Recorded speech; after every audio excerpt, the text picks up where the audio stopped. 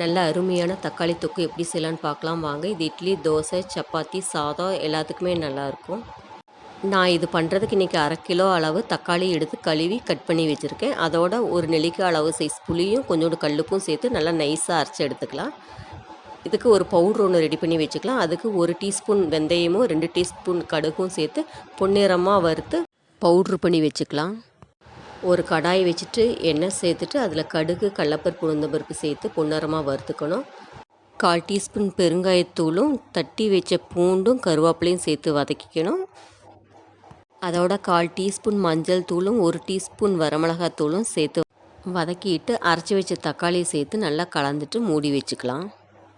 Stove சிம்மில் வச்சுட்டு 5 நிமிஷம் போல் கொதிக்க வச்சுக்கலாம். தக்காளி பச்சை வாசமெல்லாம் போயிடும், குழம்பு கொஞ்சம் கெட்டியாயிரும். அதுக்கப்புறம் தேவையான அளவு உப்பு சேர்த்துட்டு அரைச்சி வச்ச பொடி ஒரு 1/2 டீஸ்பூனும் கொஞ்சோண்டு வெல்லமும் சேர்த்துட்டா என்னோடய ஸ்டைலில் தக்காளி தொக்கு ரெடி.